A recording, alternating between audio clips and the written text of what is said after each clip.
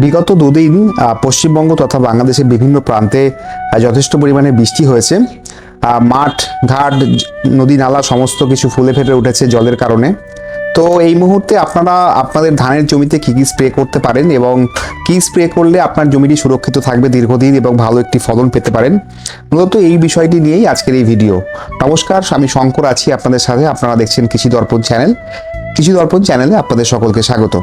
মূলত বর্ষার পরে যেই সমস্যাগুলো ধানের জমিতে দেখা যায় সেগুলো হলো ছত্রাকজনিত সমস্যা এবং ব্যাকটেরিয়াজনিত সমস্যা। আমরা ছত্রাকজনিত সমস্যার জন্য তো বিভিন্ন রকম স্প্রে করে থাকি, তবে আমরা ব্যাকটেরিয়াজনিত সমস্যার জন্য সেরকম কিছু স্প্রে করি না। অর্থাৎ আমরা ব্যাকটেরিয়া এবং ছত্রাকের যে পার্থক্য রয়েছে সেগুলোকে খুব ভালো করে বুঝতে পারি না। আজকের ভিডিওতে আমি ছত্রাকজনিত সমস্যার পাশাপাশি ব্যাকটেরিয়াজনিত সমস্যা আপনি আপনার জমি থেকে কি করে কমাতে পারেন সেই বিষয়ে একটি ধারণা আপনাদের সামনে তুলে ধরার চেষ্টা করছি। ছত্রাকনাশক স্প্রে করার ক্ষেত্রে যেই নামটি সবচেয়ে প্রথমে আমার মনে আসে সেটা হলো সিনজেন্টা কোম্পানির অ্যামিস্টার টপ। এটি একটি বহুল ব্যবহৃত ছত্রাকনাশক। এটি সাধারণত দুটি সক্রিয় উপাদান থাকে। একটি হলো অ্যাজোস্ট্রোবিন, যেটা কিছুটা হলো প্রতিরোধমূলক কাজকর্ম করে। এর পাশাপাশি থাকে ডাইফেনোকোনাজল, যেটা বিভিন্ন রকম ছত্রাকজনিত রোগ দমনে সহায়তা করে। মূলত অ্যামিস্টার টপের দ্বারা আমরা ধানের ব্লাস্ট রোগ, সিড ব্লাইট, অল্টারমিলিয়া, তার জাকজাতীয় রোগ, এই ধরনের রোগগুলোকে আমরা নিরাময় করতে পারি।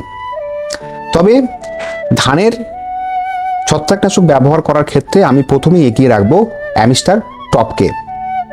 অ্যামিস্টার টপ আপনি যখন আপনার জমিতে স্প্রে করবেন সেক্ষেত্রে আপনার ডোজ হবে 1 ml পার লিটার। মূলত শুকনো অবস্থায়, অর্থাৎ গাছ যখন শুকনো থাকবে তখন স্প্রে করবেন। যদি বৃষ্টিতে ধুয়ে যায় সেভাবে কিন্তু কার্যকারিতা পাবেন না। এটা একটি সিস্টেমেটিক একটি ছত্রাকনাশক, তো যথেষ্ট দামি। তো আপনারা যখন স্প্রে করবেন যথেষ্ট ওয়েদার রিপোর্ট দেখে আপনারা কিন্তু স্প্রে করতে পারেন। এরপরে যেই ছত্রাকনাশকটি নিয়ে আমি কথা বলবো এটি বায়ারের নেটিভো, যার সক্রিয় উপাদানগুলি হলো ট্রাইফ্লক্সস্ট্রোবিন এবং টেবোকোনাজল। এগুলো মূলত প্রোটেকটিভ এবং কিউরেটিভ, অর্থাৎ রোগ নিরাময় এবং প্রতিরোধমূলক কাজকর্ম করতে পারে।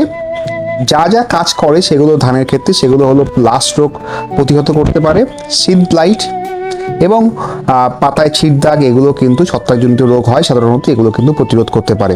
এটা একটি সিস্টেমেটিক ফাঙ্গিসাইড, অর্থাৎ যদি আপনি স্প্রে করেন সেক্ষেত্রে কিন্তু গাছের যেন শুকনো থাকে এবং এর ডোজও কিন্তু ধানের ক্ষেত্রে 1 গ্রাম 1 লিটার জলে। এবং বৃষ্টির আগে বা বৃষ্টির অনেকটা পরে কি স্প্রে করবেন ওয়েদার দেখে, এটাও যথেষ্ট কস্টলি একটা ফাঙ্গিসাইড। এই ব্যাপারে কিন্তু সতর্কতা আপনারা কিন্তু অবশ্যই নেবেন। এটা মূলত বায়ারের একটা ছত্রাকনাশক। আমি ইনসেটে ছবিটা দিয়ে দিচ্ছি, আপনারা সেখান থেকেও দেখে নিতে পারেন। বর্ষার ধানের ক্ষেত্রে আরও একটি গুরুত্বপূর্ণ সমস্যা হলো মূলত সেটা হলো ধানের ব্লাস্ট রোগ। যদি ধানের ব্লাস্ট রোগ আপনার জমিতে আসে তবে ইন্দোফিল কোম্পানি আপনারা বান ব্যবহার করতে পারেন। এটার সক্রিয় উপাদান হচ্ছে ট্রাইসাইক্লোজেন 75% WB ফর্মে আছে। এটাও মূলত ছত্রাকনাশক সিস্টেমিক এবং এটা যেহেতু নির্দিষ্ট একটা ব্লাস্ট রোগের জন্যই কিন্তু তৈরি হয়েছে, তো এটাও আপনারা স্প্রে করতে পারেন। সেক্ষেত্রে ডোজ হবে 2 গ্রাম পার লিটার। এটাও শুকনো অবস্থায় আপনারা স্প্রে করবেন, জমি ভেজা থাকা অবস্থায়, অর্থাৎ গাছ ভেজা থাকা অবস্থায় কিন্তু স্প্রে করবেন না। এই গেল ছত্রাকনাশকের কথা।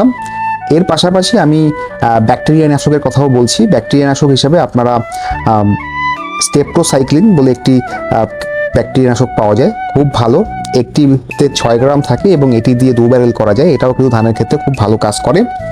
মূলত আমি একটি ছবি দিয়ে দিচ্ছি, আপনারা কি করে চিনবেন আপনার জমিতে ছত্রাকনাশক না ব্যাকটেরিয়া নাশকের প্রয়োজন আছে।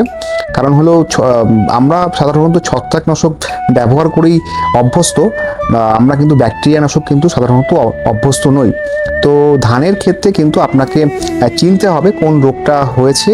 আর যদি বিস্তারিত বুঝতে অসুবিধা হয় সেক্ষেত্রে আমি আপনার যে ডেসক্রিপশনে থাকবে সেখানে আমার নাম্বার দেওয়া থাকবে, সেখানেও আপনারা ফোন করে বা হোয়াটসঅ্যাপে ছবি পাঠিয়ে আমাকে জানাতে পারেন। আমি চেষ্টা করব আপনাদেরকে সাহায্য করার। তো ছত্রাকনাশক এবং ব্যাকটেরিয়া নাশক দুটোর আলাদা আলাদা রয়েছে এবং আলাদা আলাদা পার্থক্য রয়েছে, আলাদা আলাদা কাজ রয়েছে। এগুলো কিন্তু না বুঝে স্প্রে করা কিন্তু ঠিক হবে না। আর একটা বিষয়, বর্ষার ধানের সময় আপনারা খুব বেশি পরিমাণে ইউরিয়ার কিন্তু ব্যবহার করবেন না। নাইট্রোজেন পরিহিত সার বিভিন্ন রকম রোগ কিন্তু বর্ষার ধানের সময় আপনাদেরকে নিয়ে আসতে পারে, অর্থাৎ যেটা ছত্রাকজনিত সমস্যা তো বাড়বেই, ব্যাকটেরিয়াজনিত সমস্যাও কিন্তু বাড়তে পারে। এছাড়াও যদি ধান গাছ পড়ে যায় সেক্ষেত্রে আরও একটা বিশাল একটা সমস্যা তৈরি হয় এবং আর্থিক ক্ষতিও হয়। তো এই বিষয়গুলো আপনারা মাথায় রাখবেন। মূলত আজকের ভিডিওতে আমি 3টি ছত্রাকনাশকের কথা বললাম। একটি হলো সিনজেন্টা কোম্পানির অ্যামিস্টার টপ, যার বর্তমান বাজার দর 430 থেকে 450 টাকার মধ্যে 100 ml, যেটা ধানের ক্ষেত্রে 100 ml দিয়ে আপনি 6 ব্যারেল করতে পারেন। এর পাশাপাশি আমি আরেকটি ছত্রাকনাশকের নাম বললাম, সেটা হলো বায়ার কোম্পানির নেটিভো। এটি 100 গ্রামের দাম কম বেশি 700 টাকার মধ্যে, 720 থেকে 750 টাকার মধ্যে। আমি এগুলো এক্স্যাক্ট দাম হয়তো বলতে পারছি না, এক এক জায়গায় এক এক রকম দাম হতে পারে পশ্চিমবঙ্গের। বাংলাদেশের ব্যাপারটা আমার ঠিক জানা নেই কত কি দাম হতে পারে, সেই ব্যাপারে আমার কোনো আইডিয়াও নেই। এর পাশাপাশি আপনি যদি ইন্দোফিল কোম্পানির বান, সেটা 130 টাকা দাম হবে। এটাও আপনি অন্ততপক্ষে 3 ব্যারেল করতে পারেন, আর এটার দাম হবে 130 থেকে 40 টাকার মধ্যে। এর পাশাপাশি যেটা লাস্ট বললাম ব্যাকটেরিয়া নাশক, অর্থাৎ স্টেপ্টোসাইক্লিন, যেটাকে শর্ট ফর্মে ডাকা হয় এসটিসি, অনেকে আবার এটাকে অ্যান্টিবায়োটিকও বলে। এটার দাম 40 থেকে 50 টাকার মধ্যে হবে। স্থান ভেদে এটার কিন্তু দাম 2-10 টাকা এদিক ওদিক হতে পারে। আপনারা আপনাদের নিকটবর্তী কীটনাশকের দোকানে যাবেন এবং সেখানে গিয়ে আপনারা কিন্তু এই যে ছত্রাকনাশক এবং ব্যাকটেরিয়া নাশকগুলোর কথা বললাম সেগুলো কিন্তু আপনারা সংগ্রহ করতে পারেন।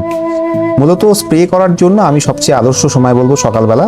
সকালবেলা যদি স্প্রে করতে পারেন খুব ভালো হয়, সেই সময় হাওয়া গতি কম থাকে এবং সঠিকভাবে সঠিক জায়গা মতো ছত্রাকনাশক বা ব্যাকটেরিয়ানাশকগুলো স্প্রে করা যায়। এর পাশাপাশি যদি একান্তই বৃষ্টির কারণে না পারেন সেক্ষেত্রে আপনারা বিকেল বেলাও কিন্তু স্প্রে করতে পারেন।